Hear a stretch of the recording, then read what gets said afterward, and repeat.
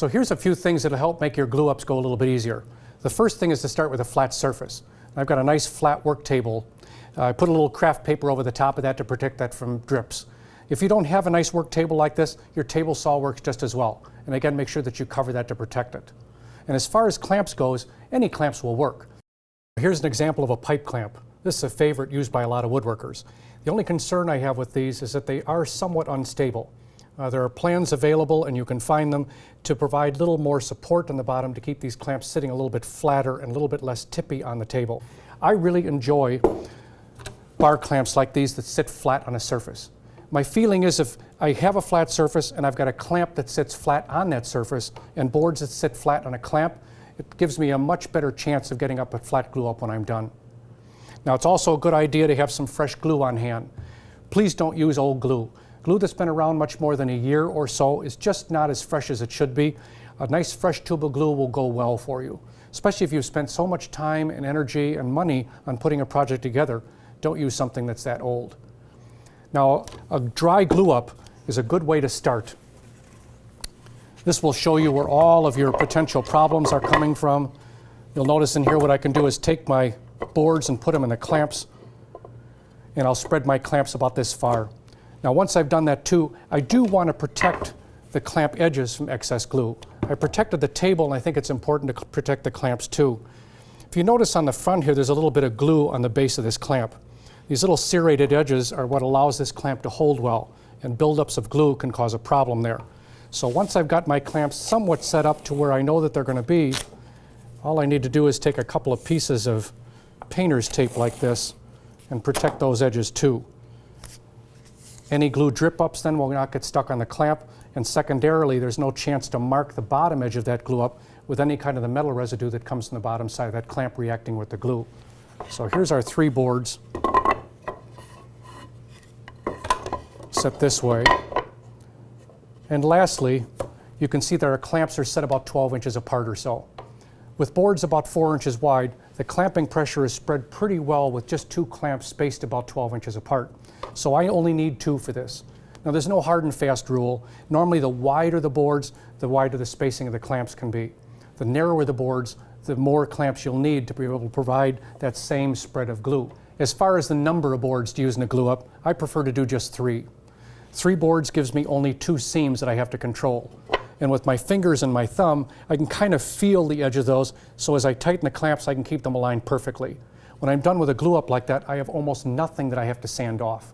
When you're doing multiple boards, 5 or 6 boards, as you work your way down through the clamps, it's much harder to keep all those edges aligned.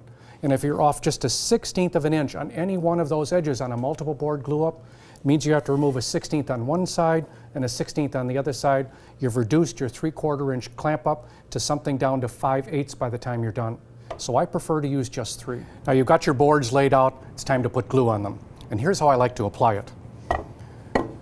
I put glue on just one edge of the board, like this.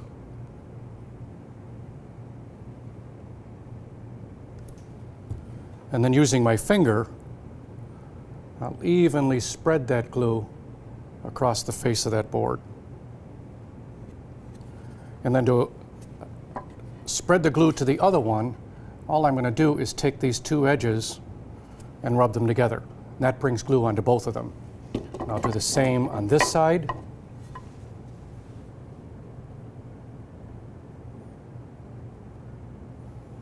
The same way. And the reason I'm doing this is because by adding glue this way to both sides, you don't have an excess amount of glue.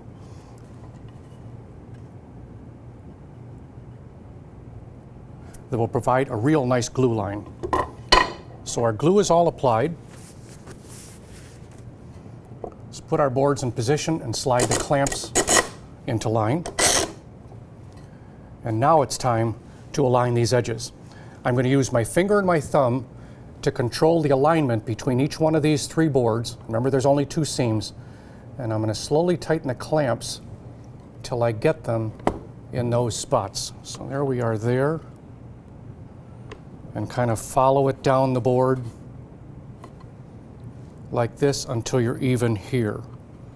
So we feel pretty nice. Now our boards are close, and now all I have to do is put a half turn on either clamp. Now what you'll notice is the glue is beginning to bead up in spots here, and that's what I want. I want individual beads of glue and not a big mess of glue all over. I don't want a big pool of glue. It's time now, before you finalize this, to make sure that the board is sitting flat on the clamps and the clamps are flat on the table. And a quick look will assure me that all those edges meet very well. Now let's talk a little bit more about that pressure. I told you just a half a turn on each of these clamps was plenty. Talking to the glue manufacturers, we find that what it takes is about 175 pounds of pressure to push the glue into the edges of the boards on either side and provide the glue line down there that they feel is appropriate. Clamps like these can generate anywhere from 1,000 to 1,250 pounds of pressure. Clamps like this, anywhere from 450 to 600 pounds. Both of those more than enough pressure to push this together, and by over-tightening these, we just make the glue line thinner. In fact, really over-tightening these can sometimes make the whole glue-up bow.